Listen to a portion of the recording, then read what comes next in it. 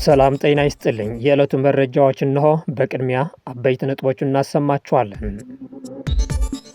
በራያ አላማጣ ወረዳ የትግራይ ኃይሎችን ኢላማ ያደረገ የድሮን ጥቃት መፈጸሙን ምንጮች ተናገሩ። በሸረሪና አካባቢ በተፈጸመው የድሮን ጥቃት በደርዘን የሚቆጠሩ ሰዎች መገደላቸውን ቅድሚያ ለሰብአዊ መብቶች ኢትዮጵያ በምርመራ ማረጋገጡ ገለጸ። ኢራን የመካ ስምምነት የቀጠናውን ከአሜሪካ መራቅ ማሳያ ነው አለች። አሁን ወደ ዝርዝር እናልፋለን። ከኛ ጋር ቆዩም። በራያ አላማጣ ወረዳ የትግራይ ኃይሎችን ኢላማ ያደረገ የድሮን ጥቃት መፈጸሙ ምንጮች ተናገሩ።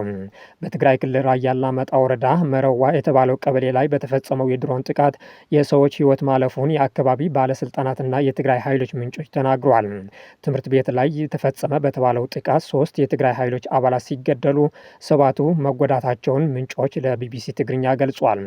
ቢቢሲ ያነጋገራቸው 3 ምንጮች እንደሚያስረዱት የድሮን ጥቃቱ የተፈጸመው ትናንት ሰኞ ነሐሴ 5 ቀን 2018 ዓ.ም ጠዋት 2 ተኩል ገደማ ነው። ከአላማጣ ከተማ 50 ኪሎ ሜትር ርቀት ላይ በሚገኘው በዚህ ስፍራ 3 ጊዜ ጥቃት እንደደረሰ ተገልጿል። በጥቃቱ ኢላማ የተደረገው አርሚ 26 የተባለው የትግራይ ኃይሎች አባላት እንደሆኑ ቢቢሲ ትግርኛ ከወታደራዊ አዛዦችና ከደቡብ ትግራይ ዞን ጽሕፈት ቤት ያገኘው መረጃ አመልክቷል። የፌዴራል መንግስት ተፈጽሟል ስለተባለው የድሮን ጥቃት እስካሁን በይፋ አስተያየት አልሰጠም። ቢቢሲ ስለ ጥቃቱ ለኢትዮጵያ መከላከያ ሰራዊት ኮሚኒኬሽን ኃላፊ ኮሎኔል ቢረሳው ሸፈራው ያቀረበውን ጥያቄ ወዲያው ምላሽ አላገኘሁም ብለዋል። 2 ጊዜ ጥቃት የተፈጸመው በመረዋ ቀበሌ በሚገኘው ሁለተኛ ደረጃ ትምህርት ቤት ላይ እንደሆነ ምንጮች ገልጿል። ስማቸው እንዳይጠቀስ የጠየቁ አንድ የትግራይ ኃይሎች አባል ጥቃቱ በሁለተኛ ደረጃ ትምህርት ቤት ላይ ነው የተፈጸመው፣ ክረምት በመሆኑ ትምህርትም ስለሌለ የአርሚ 26 አባላት በዚያ ተጠለው ነበር ሲሉም ጉዳት የደረሰባቸው የትግራይ ኃይሎች አባላት መሆናቸው አስረድተዋል። በዚህም ጥቃት 3 የትግራይ ኃይሎች አባላት ወዲያውኑ እንደተገደሉና 7ቱ ደግሞ ጉዳት እንደደረሰባቸው የሲቪል እንዲሁም ወታደራዊ ምንጮች ተናግረዋል። ጉዳት የደረሰባቸው ሰዎች ወደ ሆስፒታል መወሰዳቸው አክሏል። 3ኛው ጥቃት የደረሰው ወንዝ የሚገኙበት አካባቢ እንደሆነ የተገለጸ ሲሆን በትግራይ ክልል የራያ አላማጣ ወረዳ አስተዳደር ዳንኤል ታምራት በበኩላቸው ጥቃቱ ሲቪሊያን ሰዎች ላይ ማነጣጠሩንና ትምህርት ቤት ላይ ጉዳት ማድረሱን በማንሳት ከሷል። ድሮንዋ ጉዳት ያደረሰችው በሰላማዊ ሰዎች ላይ ነው። ጥቃት ያደረሰችው አንደኛ በትምህርት ቤት፣ ሁለተኛ ደግሞ ነዋሪዎች ውሃ በሚቀዱበት ስፍራ ላይ ነው። በርካቶች ቆስለዋል፣ አንድ ደግሞ ወዲያውኑ ሞተዋል ብለዋል።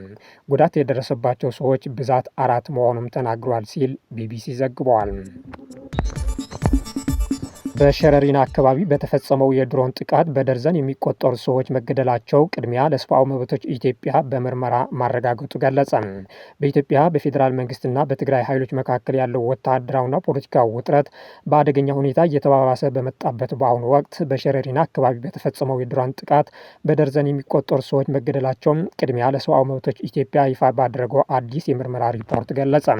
ተቋሙ የአይን ምስክሮች ዋቢ በማድረግ እንደገለጸው ከተገደሉ ሰዎች መካከል ከ30 በላይ የሚሆኑት በከተማዋ መድኃኔ ዓለም ቤተ ክርስቲያን የተቀበሩ ሲሆን የግዳጅ ወታደራዊ ምልመላ፣ የወታደራዊ ኃይል ማሰባሰብና በሐምሌ 25 ቀን 2018 ዓ.ም የተከሰተው የጦርነት ግጭት ሁኔታውን ወደ ሰፊ ጦርነት ሊያሸጋግሩ የሚችል አደገኛ አመልካች ነበር ብሏል።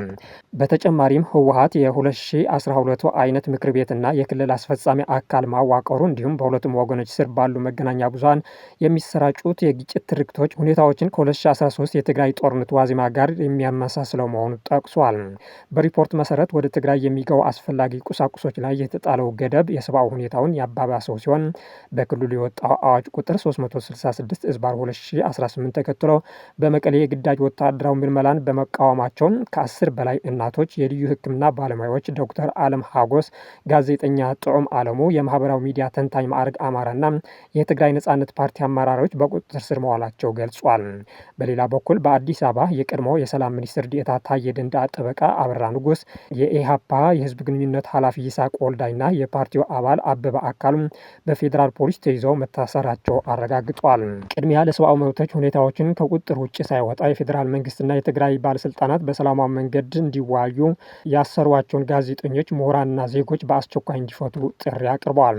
አክሎም ሁለቱም ወገኖች ከጦርነት ቅስቀሳ ተቆጥበው በሰላማዊ ውይይት እንዲፈቱ የአፍሪካ ህብረት፣ የአውሮፓ ህብረት፣ አሜሪካና አሜሪካና ሌሎች አካላትም ሀገሪቱ ወደ አዲስ የታጠቀ ግጭት እንዳትመለስ የቅድመ ግጭት መከላከል የዲፕሎማሲ ስራ እንዲሰሩ አሳስበዋል።